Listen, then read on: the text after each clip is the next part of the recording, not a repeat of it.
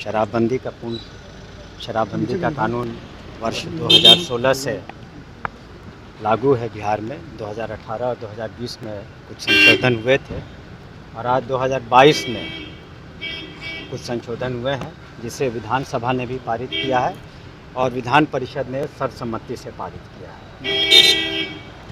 हमारा मुख्य उद्देश्य जो था और है कि जो व्यवहारिक हमारे जो अनुभव हुए हैं पिछले 5-6 साल के, और उसमें जो कानून को लागू करने में जो व्यवहारिक कठिनाइयाँ सामने आ रही थी, या फिर जो हम कैसे और जो दोषी हैं उनको जल्द से जल्द सज़ा दिला सके, ट्रायल कैसे जल्दी से जल्दी हो सके, इस संबंध में हमने कुछ बदलाव लाए हैं।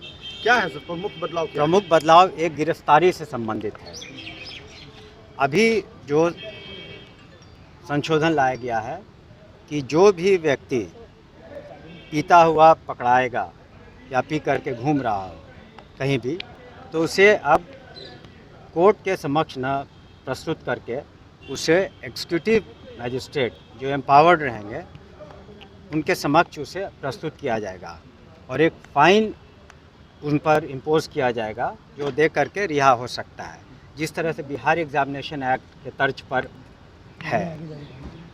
तो ये फ़ाइन का जो निर्धारण है आने वाले समय में हम लोग इसे निर्धारित करेंगे। लेकिन ये भी बताना मैं उचित समझता हूँ कि ये व्यक्ति का अधिकार नहीं होगा कि हर बार फ़ाइन पर ही छूट जाए। ये व्यक्ति का अधिकार नहीं होगा। कोई व्यक्ति हमेशा पी करके हंगामा कर रहा है, विधि व्यवस्था गड़बड़ कर रहा है, तो वैसे लोगों को जेल में भी अग्रसारित किया जा सकता है 1 महीने के लिए। तो 1 महीने की उसको सज़ा मिल सकता है। उसके बाद मैं बता रहे हैं, उसके बाद जो दूसरा प्रमुख जो चेंज है वो कॉन्फिस्केशन के संबंध में है। एक आपने देखा होगा कि जो 66,000 से ज़्यादा जो वाहन थे जो जब्त किए गए, उसमें कईयों की नीलामी नहीं हो सकी है। इसलिए अब कॉन्फिस्केशन की जगह पर वैसे वाहन जिसमें पूर्णतः शराब में प्रयोग नहीं किया जा रहा है उसको फ़ाइन लेकर के छोड़ने का प्रावधान है। ये प्रावधान और पावर डिस्ट्रिक्ट मजिस्ट्रेट को दिया गया है। उधर इत्यादि भी निर्धारित होगा। और लेकिन वैसे वाहन जो सिर्फ शराब के धंधे में जब लगे हुए हैं तो उन्हें तो जब्त किया ही जाएगा। आपने उसी तरह अपने भाषण में कहा कि हम किसी दोषी के खिलाफ कार्रवाई नहीं करेंगे और निर्दोष को किसी भी हाल में नहीं छोड़ेंगे। नहीं, हमने ये कहा कि निर्दोष के विरुद्ध कार्रवाई नहीं करेंगे, दोषी के विरुद्ध कार्रवाई करेंगे। मैं आऊँगा उस पर। तीसरा जो है कॉन्फिस्केशन के अलावा विनष्टीकरण का है, डिस्ट्रक्शन ऑफ लिकर। कई बार आपने देखा होगा, अब तो ड्रोन की मदद हम लोग ले रहे हैं, 30-35 ड्रोन हमारे साथ हैं।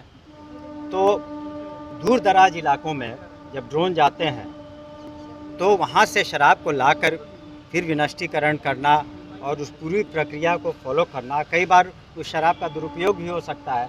इसलिए इलेक्ट्रॉनिक माध्यम से हम उसका वीडियोग्राफी करके वहीं पर उसका विनष्टीकरण भी करेंगे। ये भी हम है। और उसके अलावा जो ट्रायल है, जो 74 कोर्ट दिसंबर में नोटिफाइड हुए हैं, हम लोगों ने प्रावधान किया है कि रिटायर्ड जजेस भी उसमें रहेंगे।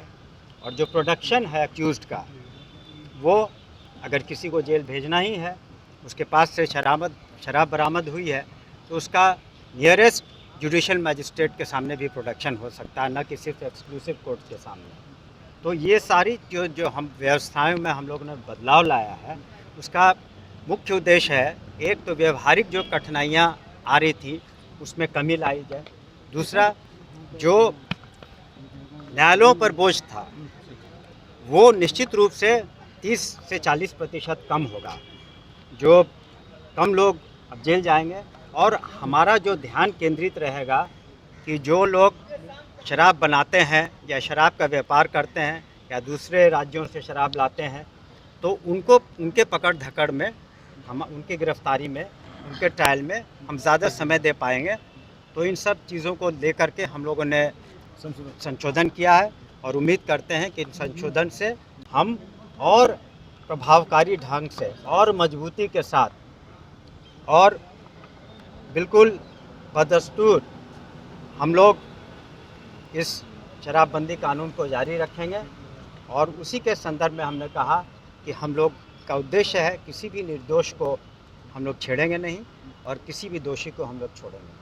हमसे जुड़े रहने के लिए हमारे YouTube चैनल को सब्सक्राइब करें और नई वीडियो की नोटिफिकेशन के लिए बेल आइकॉन को दबाएं।